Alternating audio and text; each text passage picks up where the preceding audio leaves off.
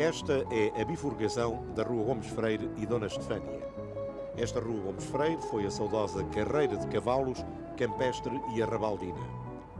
Hoje, bordejada de prédios fins do século, é uma zona desafogada, respirando e transpirando a alfacinha, ambiente repousado, e retrata o oliciponense feito de não querer ser, por coisa nenhuma deste mundo, uma caricatura servil das várias urbes estranhas.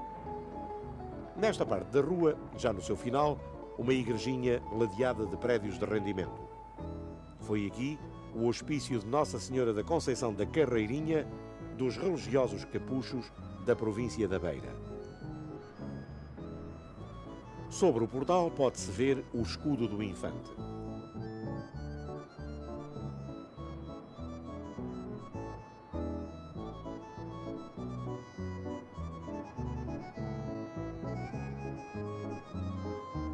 Por aqui passou a figura enigmática da viúva de Carlos II, a que trouxe da corte de Inglaterra o gosto da etiqueta, o vício da fleuma e uma grande pluma no chapéu do nairoso.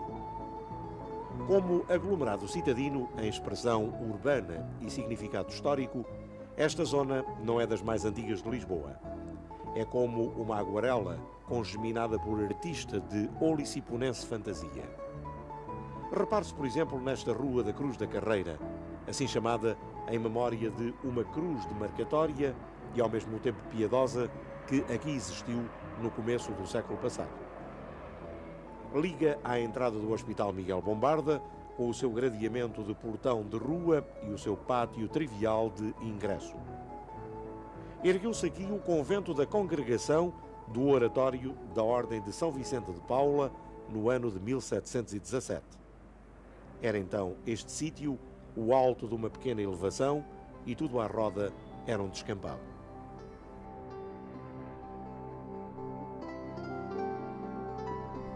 A seguir à Rua de Santo António dos Capuchos, esquina da Alameda do mesmo nome, podemos observar o Hospital dos Capuchos. Neste sítio existiu o convento de Santo António dos Capuchos, dos religiosos franciscanos, fundado em 1570. É curiosa a frontaria do antigo convento, oferecendo mesmo, apesar de pobre, uma certa originalidade. Tendo fechado o convento, foi este local entregue ao asilo de mendicidade criado por Mouzinho da Silveira. Em 1928, foi instalado o Hospital de Santo António dos Capuchos, durante muito tempo considerado o melhor de todos na cidade.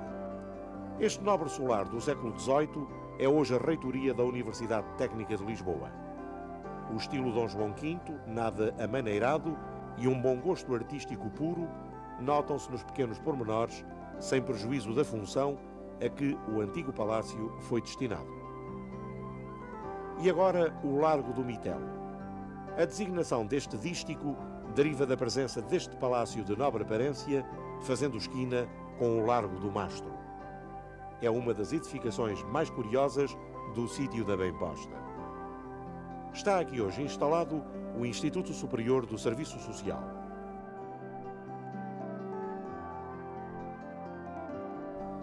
Ao lado do palácio, a Rua da Bem-Postinha, curiosa pelas suas casinhas fim de século.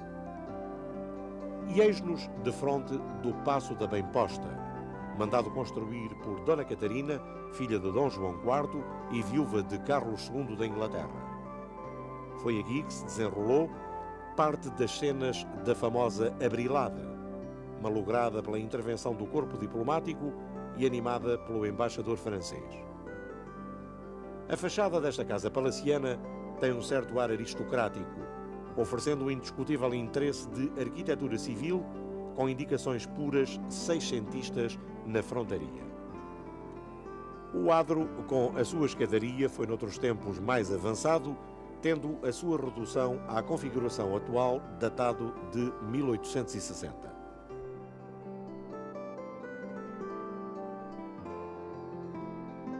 Nas suas instalações funciona a Escola do Exército, aqui atuando desde 1851, depois deste palácio ter sido doado ao Estado por Dona Maria II.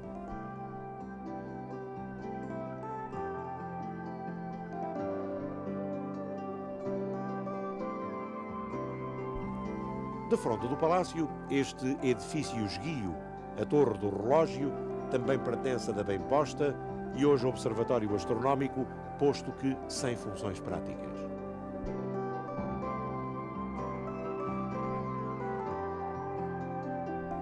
Ao fundo deste Paço da Rainha, um belo palacete do século passado que dá um remate elegante a toda a área.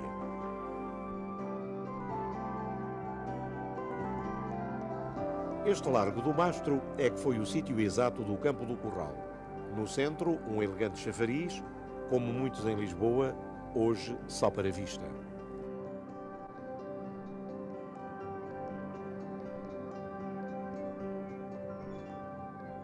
Ainda se pode ver gravada a indicação do local reservado aos aguadeiros.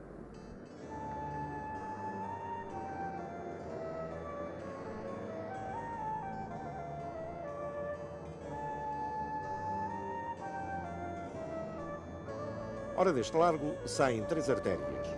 A Rua do Saco, que entronca no Largo da Escola Municipal. A Rua Conselheiro Arantes Pedroso, onde corre a linha do elétrico. A Rua do Sol a Santana, encostada ao muro do Jardim do Campo Mártires da Pátria. O edifício que deu o nome ao Largo da Escola Municipal foi erguido em 1876 por proposta do primeiro vereador do Pelouro da Instrução da Câmara, José Elias Garcia. Uma lápide, aliás, atesta esse facto.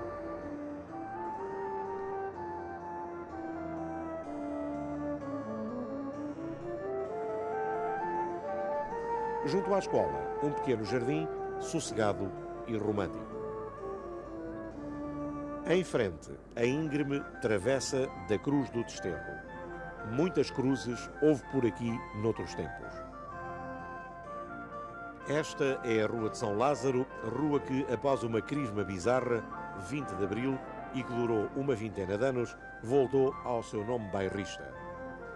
O velho Hospital de São Lázaro foi uma das mais antigas instituições públicas de assistência em Lisboa. Os leprosos que estiveram em São Lázaro foram transferidos para o Hospital do Rego no ano de 1921.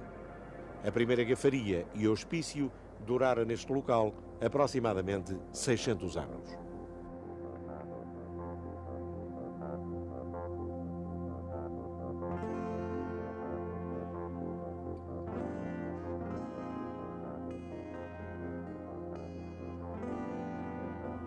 E estamos na zona do Desterro.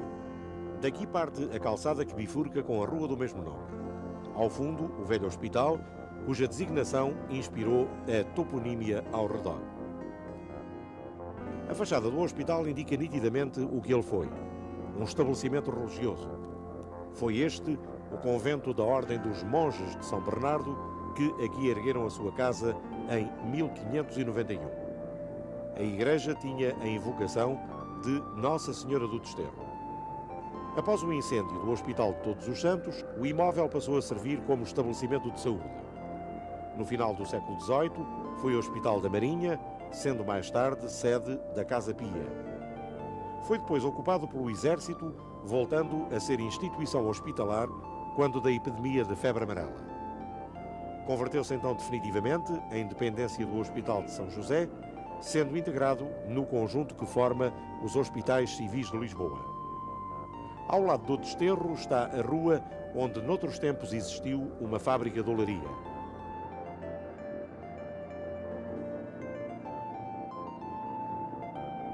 Ao fundo desta artéria, um pequeno largo onde funciona o Instituto de Medicina Legal.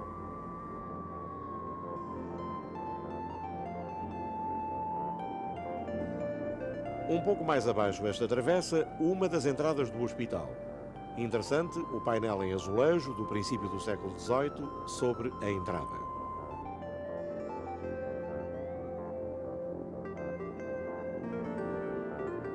Mais abaixo, estas típicas escadinhas com um chafariz. São as escadinhas da Porta do Carmo. E estamos agora na zona do Socorro. Ao fundo, a Rua do Arco da Graça. É uma área densa de população, sem notas vivas de pitoresco, mas expressiva no seu conjunto popular. Quando se elevou o convento ou colégio dos Padres da Companhia de Jesus, hoje Hospital de São José, esta artéria chamava-se Rua Direita do Colégio. Houve aqui noutros tempos o Arco da Graça, Porta da Cidade e demolido em 1835. E estamos agora em frente ao Hospital de São José, a casa-mãe dos Hospitais Civis de Lisboa. Assenta o edifício no extinto convento de Santo Antão o Novo da Companhia de Jesus. Este pórtico exterior era já obra de adaptação no começo do século passado. São interessantes as duas estátuas que sobrepujam as colunas laterais do pórtico e sobre o qual avulta o escudo de Dom José.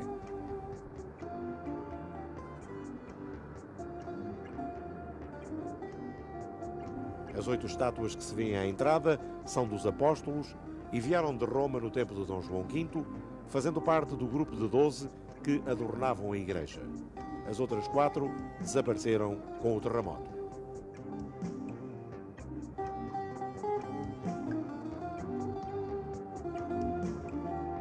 Mas voltemos à Rua do Arco da Graça. Estas escadinhas ligam a zona com a calçada do Santana.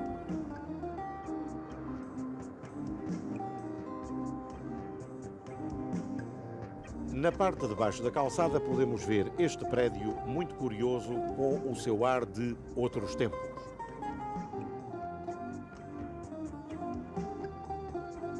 Estas outras escadinhas são um local interessante, com dezenas de peças de roupa à janela, dando-lhe também um ar muito pitoresco. Na esquina desta artéria, um prédio que representa naturalmente uma época precisa.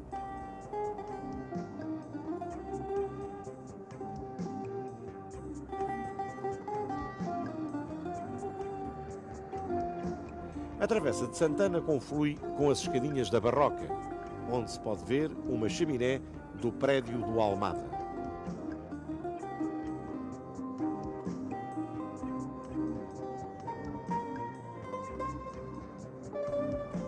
E estamos no Largo da Encarnação, onde podemos apreciar algumas casas pitorescas setecentistas das mais antigas desta área.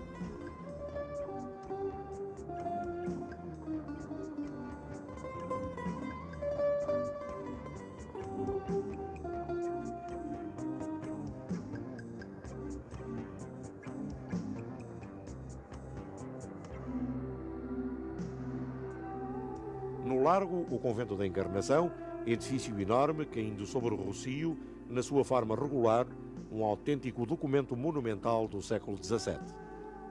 Nesta casa religiosa ficou perpetuado o nome de uma das mais extraordinárias princesas de Portugal, a sempre noiva, a infanta Dona Maria, filha de Dom Manuel, que teve um lugar proeminente na literatura portuguesa, criando a famosa Academia Feminina. Este portal, sobrepujado pelo escudo da Senhora Infanta, dá para a igreja. A porta principal do século XVIII, ao tipo arquitetónico da época, é esta. Hoje, no entanto, já não existe a entrada nobre para o convento. Mas poderemos entrar e admirar o claustro. É desafogado, mas não é belo. Quadrado, frio de linhas, tem 9 arcadas por lado e sobre ele corre um amplo terraço. Em redor do claustro há 10 oratórios ou capelinhas, nem todos do mesmo tipo e alguns muito vistosos.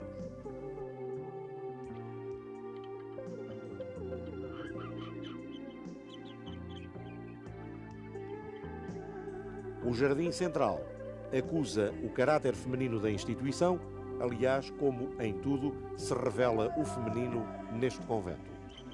Hoje, alberga as viúvas dos oficiais do Exército.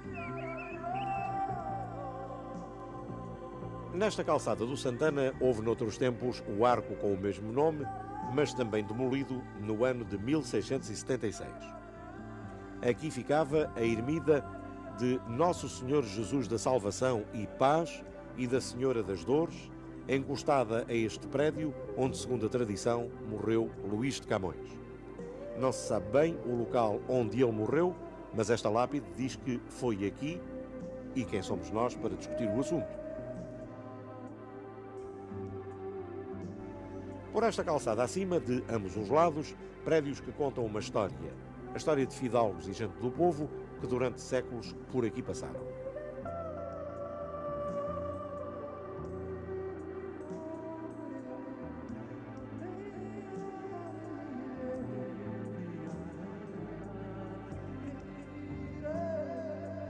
Um pouco mais acima, a modesta Igreja da Pena, não muito antiga, pois foi construída no ano de 1705.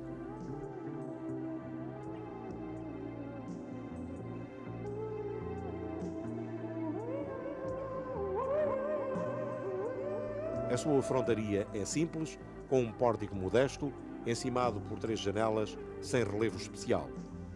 Possui apenas uma torre cineira no Cunhal Norte. É uma igreja vulgar, da época, sem nada de notável.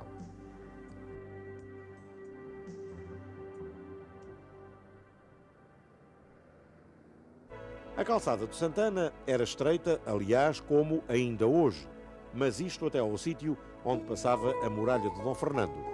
Daí para cima, alargava em campos que só no século XVII começaram a receber revestimento urbano com edifícios na ligeira ordenação municipal. E entremos na Rua do Instituto Bacteriológico, onde podemos ver o Instituto Câmara Pestana. É relativamente novo, com pouco menos de um século. Neste local assentava o Convento de Santana das Religiosas da Ordem de São Francisco, fundado em 1561 pela Rainha Dona Catarina. Hoje, nada subsiste dele.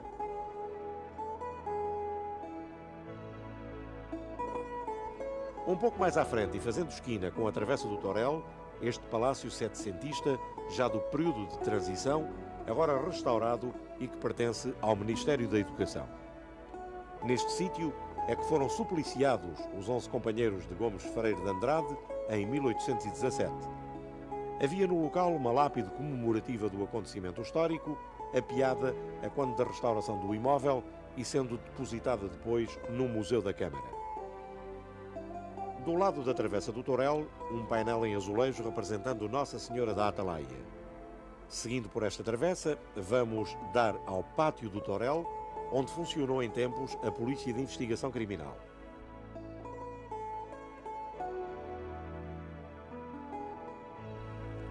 A calçada do Lavra chamou-se anteriormente de Damião de Aguiar, desembargador e chanceler do reino que viveu no século XVI. Aqui corre o elevador do Lavra, construído em 1884.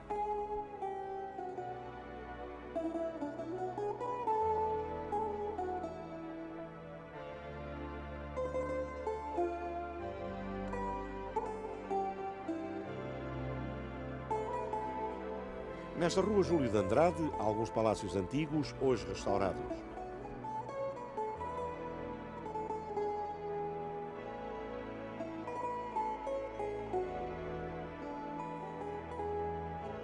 Em frente, a entrada do Jardim do Torel.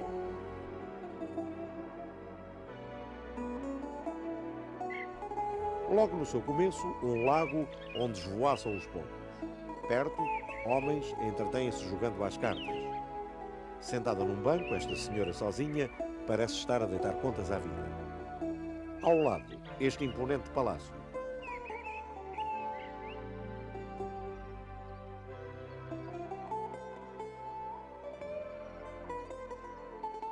Uma cruz parece espreitar o jardim.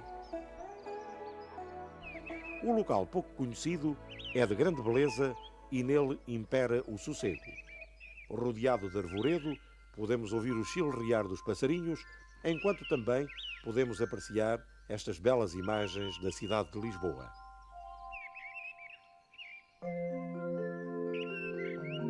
No meio do jardim, numa posição estratégica, o busto de Viana da Mota. Lagos e regatos dão a sensação de frescura ao local.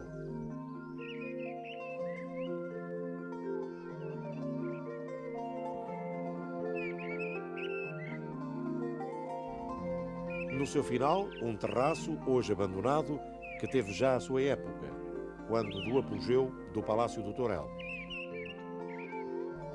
É agradável passar uns momentos no meio de toda esta verdura, gozando a sua paz e tranquilidade.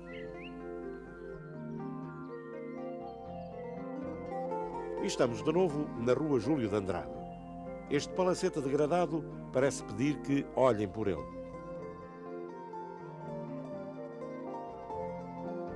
E no fim da rua, o Campo Santana. Aqui, nesta esquina, um palacete que foi dos Sommer Andrade. Hoje pertence ao Serviço Nacional dos Bombeiros.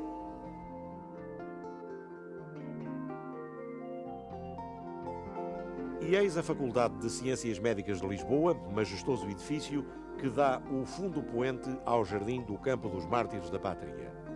Existiu noutros tempos aqui a Praça de Touros do Campo de Santana, de grandes tradições na vida alfacinha. Em frente, a estátua do professor e notável homem de letras, que foi o Dr. Sousa Martins, prestigiada figura de homem e cientista. Este monumento foi inaugurado em 1907 e é uma obra de Costa Mota.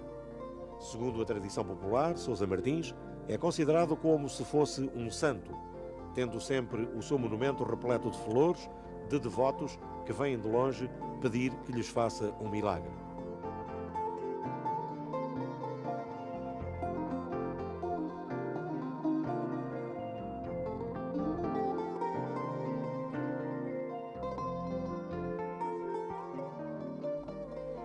Do lado poente do Campo de Santana encontra-se o Palácio Patriarcal, edifício sem expressão arquitetónica.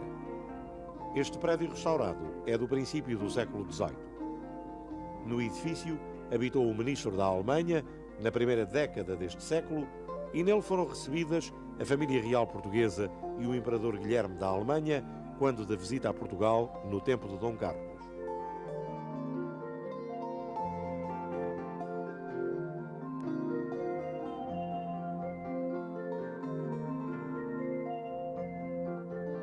Ao lado, o prédio da antiga Faculdade de Direito. E admiremos o Jardim do Campo de Santana, um título toponímico de ressonância em Lisboa.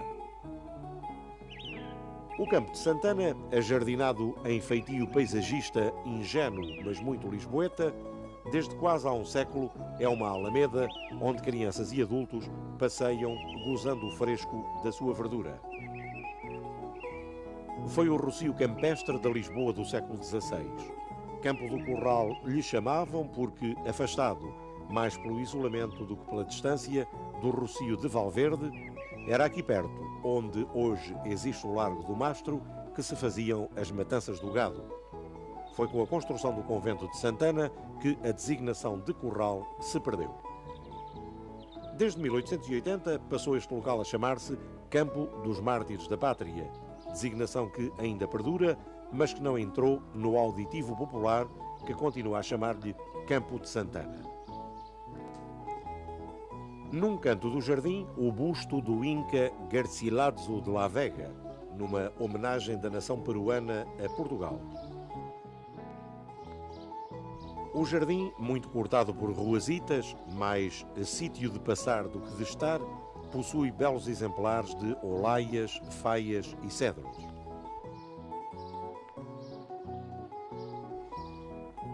Palácios, velhos conventos, hospitais, escolas, recolhimentos, igrejas, ermidas, estabelecimentos públicos têm em quantidade o sítio de Santana, que foi um rocio de fidalgos, de toureiros, de romeiros, de ciganos e de ferro velho, tudo desaparecido, mas que ainda hoje dá a esta praça o ambiente, tradição e perfume de um dos jardins mais belos de Lisboa.